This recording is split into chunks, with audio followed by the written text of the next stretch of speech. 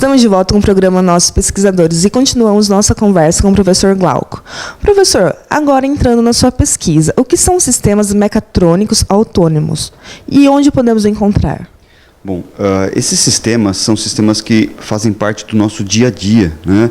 E, na verdade, é quase que um processo ou um jeito diferente da gente pensar as máquinas, né?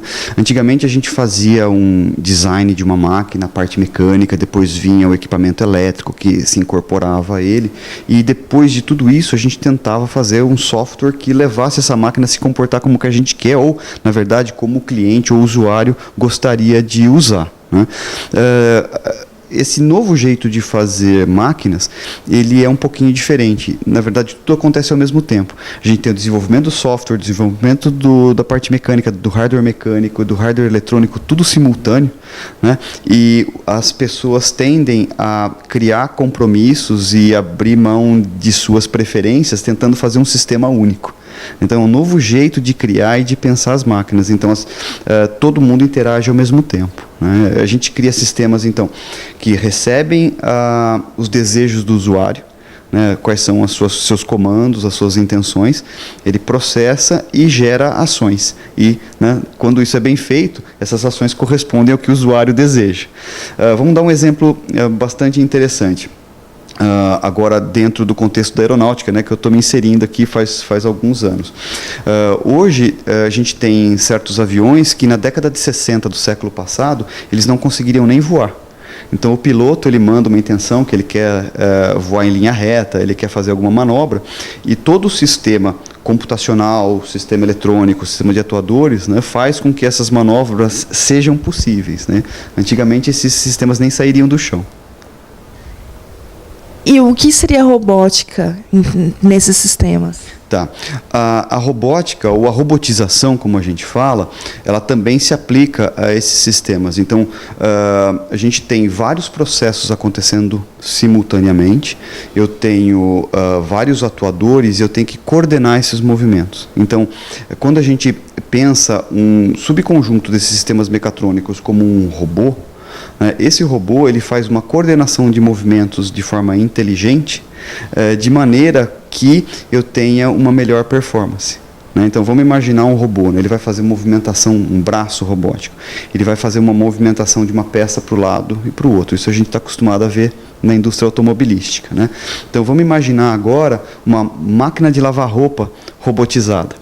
Ela vai perceber o quanto de sujeira eu tenho, quanto de roupa que eu tenho lá dentro da máquina, né? E aí eu vou conseguir economizar água, economizar sabão e gerar uma roupa limpa, sem manchas e eventualmente, né, com a mesma cor que ela acabou sendo colocada na máquina, ela sai com a mesma cor. Isso também para os nossos alunos de engenharia é muito importante, né? Isso é um passo importante quando eles estão aprendendo a viver sozinho.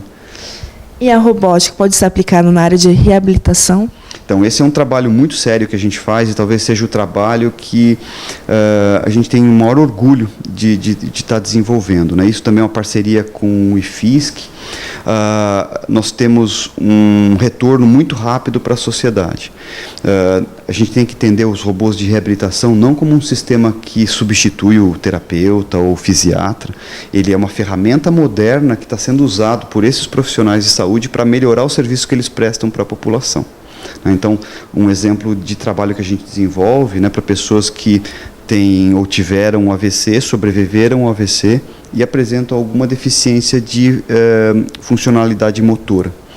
Esses robôs são aplicados como ferramentas de exercício. Então, a pessoa no início não consegue se mover ou tem alguma deficiência motora. Usando o robô em conjunto com um videogame, eu consigo motivar o usuário a fazer fisioterapia, fazer exercício. Se ele não é capaz de se movimentar, o robô inicialmente consegue fazer com que, por exemplo, o braço dessa pessoa se movimente. Somando a intenção da pessoa com a capacidade de percepção dos movimentos que o robô gera, eu acabo criando o que a gente chama de plasticidade neural. Então, uma pessoa que inicialmente não é capaz de se mover, ele passa a gerar condições de reaprender esses movimentos e no fim do processo ele volta ou consegue gerar pelo menos movimentos de maneira parcial. Tá? Então, esse robô que inicialmente está ajudando a pessoa no processo de reabilitação, né, ele é ajustado pelo fisioterapeuta. Quando a pessoa começa a realizar os movimentos, né, o robô continua auxiliando, esse auxílio vai sendo retirado da pessoa ao longo do tempo, ao longo da terapia. No final do processo, o robô está atrapalhando a pessoa, né, então está resistindo aos movimentos e com isso ele ganha tônus muscular. Então você tem uma pessoa que no início não é capaz de fazer movimentos e no final ele está fazendo exercício e ganhando força muscular. Então esse é um projeto que a gente tem muito orgulho de desenvolver, né? Então parece uma coisa abstrata, eu tenho robôs, né? Eu misturo isso com videogames e isso tem uma aplicação para a sociedade, né? Isso a gente já tem dispositivos em teste, tanto na Universidade Federal quanto na Faculdade de Medicina de Ribeirão. Ele já foi desenvolvido ou ele já foi para a população? Ele já foi desenvolvido e já foi utilizado dentro dos programas, claro, ainda num contexto científico, né? Mas esse tipo de tecnologia já está tão madura que a gente pode até oferecer para empresas, né? Empresas interessadas que queiram entrar em contato tanto com o IFISC quanto com a Escola de Engenharia, né? E esse tipo de equipamento ele está maduro o suficiente, está confiável o suficiente para ser repassado para a população. Com preço acessível para todos? A questão do preço ela é bastante complexa, né? Então, a gente tem sistemas bastante simples, bastante acessíveis, né?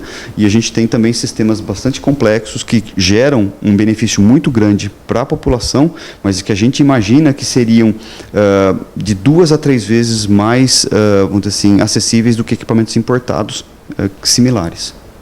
Professor, o que seria robôs exoesqueletos? Tá. Um exoesqueleto é um equipamento, o que a gente chama de uma órtese, né, que não substitui uma parte do corpo humano. Ela se associa com uma parte do corpo humano, a pessoa veste como se fosse uma roupa, só que essa é uma roupa que pode ajudar a pessoa a fazer movimentos ou compensar o peso de uma carga que a pessoa quer carregar, né? Então, isso é a tecnologia de exoesqueletos. E vocês estudam aqui na aeronáutica? Para a aeronáutica, né, a gente tem, isso é um trabalho também não só meu, isso é uma parceria com o professor Adriano Siqueira, né, que também é parceiro nesses projetos com o IFISC. E os exoesqueletos, no contexto da aeronáutica, eles estão, não só na aeronáutica, mas da indústria em geral, eles estão muito populares hoje. E, na verdade, as versões mais baratas desses exoesqueletos, não aqueles motorizados, mas até sistemas bem simples, passivos, você pode fazer com que a pessoa carregue a sua própria cadeira. A pessoa veste o exoesqueleto, né, ele se posiciona para trabalhar e o exoesqueleto trava a pessoa naquela posição. Então, ele não precisa mais carregar o peso próprio, né, o seu próprio peso. Então, que ele fica com o braço levantado, fazendo alguma atividade, né, o exoesqueleto mantém o braço da pessoa, né, e reduz a fadiga. Então, a gente tem hoje muitos sistemas comerciais, né, que estão sendo usados tanto na indústria automobilística quanto na indústria aeronáutica. É um tema da moda, eu diria. Então, a robótica ela pode ser aplicada na neurociência? Bom, a robótica tem sido uma ferramenta uma ferramenta parceira da neurociência, da neuroreabilitação. Essa ideia de que eu tenho intenção de realizar um movimento associada com a realização do movimento, ela é muito importante. Então, é diferente, por exemplo, de outros tipos de exercício que o pessoal faz na área de reabilitação, onde eu tenho um videogame que é todo virtual. Quando eu coloco o contato, o robô muito próximo da pessoa, né, isso é realmente a nossa linha de pesquisa, nessa relação homem-máquina com contato, eu consigo benefícios que outros tipos de tecnologia não conseguem oferecer. Isso talvez seja um dos nossos grandes diferenciais, né? Então, em primeiro lugar, é algo que é desejado, é explicado pela neurociência, né? E, ao mesmo tempo, não é trivial. Então, não é só você pegar, comprar um robô, colocar em contato com a pessoa e isso vai funcionar. Então, isso também merece estudo. Ele pode ficar, se não feito de forma adequada, perigoso. Ele pode colocar em risco a saúde da pessoa. Então, a gente desenvolve tecnologias aqui na USP que garantem que também, em primeiro instante, as pessoas não vão correr riscos. Não estão um exoesqueleto, um robô de reabilitação, a pessoa está vestindo esse robô. Então, minimamente, a pessoa tem que realizar movimentos e não se ferir, não se machucar, não ser levada à fadiga, né, de forma, vamos dizer assim, impensada. Então a gente tem tecnologias aqui onde a gente garante não só que a pessoa vai fazer um processo de exercícios de reabilitação, mas ao mesmo tempo ela está fazendo isso de forma segura. Professor, o que seria inteligência de máquinas? Bom, a inteligência de máquina seria um passo adicional. Quando a gente coloca o equipamento em contato com as pessoas e realiza exercícios, ao longo de 20 minutos de reabilitação, ou, por exemplo, quando a gente está fazendo um robô auxiliar uma neurocirurgia, o robô está o tempo todo gravando essas informações, todos esses processos. A gente está gerando uma quantidade de dados enorme, né? Até hoje, quando um profissional trabalha do lado de um equipamento ou um processo, ele consegue fazer poucas anotações. Quando eu coloco um robô em contato, ou nesse contexto de trabalho de parceria com o robô, né, a pessoa e o robô trabalhando lado a lado, de forma segura, eu consigo gravar tudo o que está acontecendo. O robô tem sensores. E eu posso usar isso para um aprendizado. Então eu pego esses dados, analiso e vejo como eu posso melhorar esses processos. Então a gente está falando de inteligência de máquina, eu estou falando de geração de dados, exploração e extração de conhecimento de coisas que estão acontecendo. Então, vamos de novo, sair da indústria ou da saúde e ir para o lado da aeronáutica. A base tecnológica é muito parecida. Eu estou num processo, eu tenho o meu assistente, ele não é mais uma pessoa. O meu assistente no processo é um robô. Tudo que a gente está fazendo ao longo do dia está sendo gravado. No final, eu posso jogar isso para um sistema de processamento e a gente pode ter para o operador uma série de sugestões para o dia seguinte de como melhorar o processo, de como aumentar a produtividade. Então a gente está falando de um conceito novo de produção, onde eu não tenho a máquina substituindo o homem. Eu tenho um trabalho que não é nem manual e nem automático, ele é misto. E com isso a gente acha que, juntando essas duas competências, a capacidade de tratar exceções do ser humano com a capacidade de realizar trabalhos repetitivos do robô, a gente pode ter uma nova revolução na indústria, para criar maior produtividade. Professor, todos esses conceitos se relacionam com sua pesquisa atual? Sim.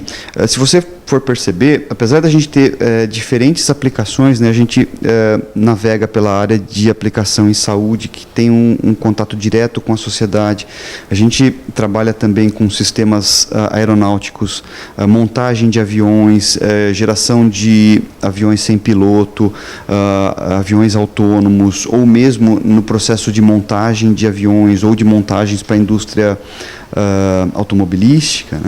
Tudo isso está relacionado com um núcleo comum, que é essa relação do homem com a máquina.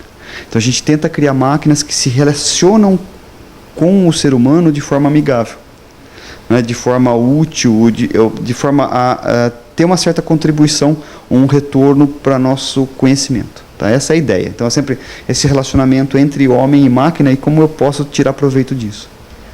Vamos para um breve intervalo e voltamos rapidinho.